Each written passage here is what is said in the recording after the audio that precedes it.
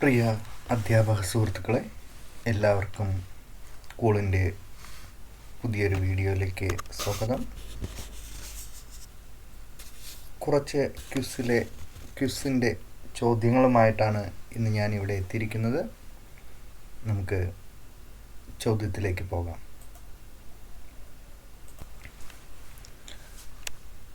Apple Corporation തയ്യാറാക്കുന്ന word processor ഏതാണ്? Apple Corporation തയ്യാറാക്കുന്ന വേർഡ് പ്രോസസ്സർ ഏതാണ് എന്നാണ് ചോദ്യം. ഈ ചോദ്യത്തിൻ്റെ ഉത്തരം, അതായത് നിങ്ങൾ ഈ ചോദ്യം കാണുക, അതിനുശേഷം ആപ്പിൾ കോർപ്പറേഷൻ തയ്യാറാക്കുന്ന വേർഡ് പ്രോസസ്സർ ഏത് എന്നാണ് ആദ്യത്തെ ചോദ്യം. ആപ്പിൾ കോർപ്പറേഷൻ തയ്യാറാക്കുന്ന വേർഡ് പ്രോസസ്സർ ഏത്? നിങ്ങൾ ചോദ്യം കേട്ട ശേഷം ഉത്തരം ഒരു പേപ്പറിലോ പുസ്തകത്തിലോ എഴുതി വയ്ക്കുക. അതിനുശേഷം അവസാനം ഞാൻ ഉത്തരം പറയുന്നതായിരിക്കും. ശരിയാണോ എന്ന് പരിശോധിക്കുക. അടുത്ത ചോദ്യത്തിലേക്ക് നമുക്ക് നീങ്ങാം. അടുത്ത ചോദ്യം, ലിബർ ഓഫീസ് റൈറ്റർ തുറക്കുന്ന വിധം എങ്ങനെയാണ് എന്നാണ്. അത് ഏത് വിധത്തിൽ പോകണം എന്നുള്ളതാണ് ചോദ്യം. ലിബർ ഓഫീസ് റൈറ്റർ തുറക്കുന്ന വിധം. അടുത്ത ചോദ്യം, വേർഡ് പ്രോസസ്സറിൽ ഒരു ഖണ്ഡിക കഴിഞ്ഞ് അടുത്തത് തുടങ്ങാൻ ഉപയോഗിക്കുന്ന കീ ഏതാണ്? ഒരു പാരഗ്രാഫ് കഴിഞ്ഞിട്ട് അടുത്ത പാരഗ്രാഫ് തുടങ്ങാൻ ഉപയോഗിക്കുന്ന കീ ഏതാണ്?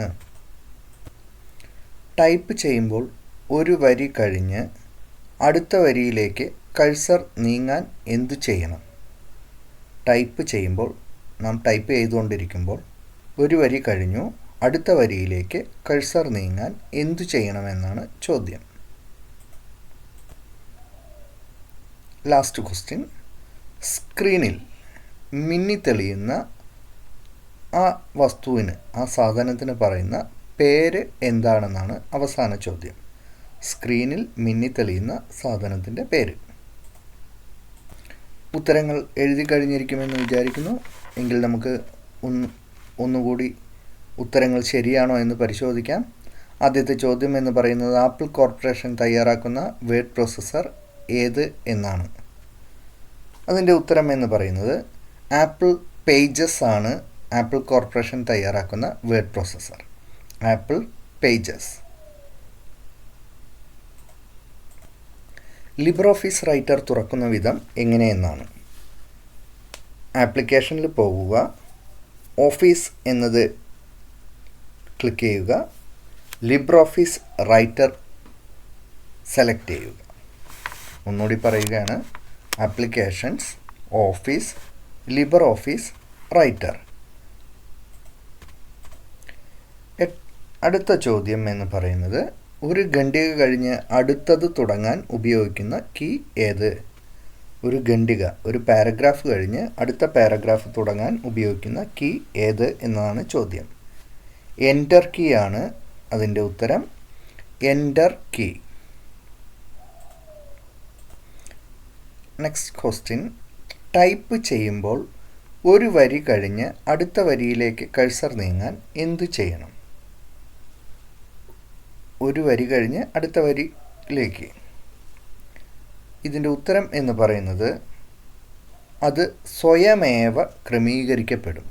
അതായത് സ്വയം അത് ക്രമീകരിക്കപ്പെടും.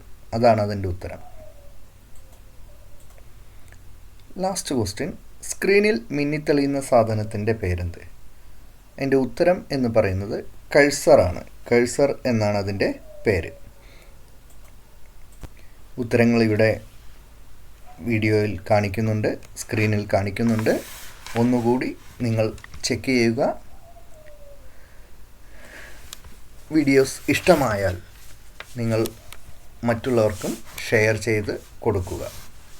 അടുത്ത വീഡിയോയിൽ വീണ്ടും കാണാം.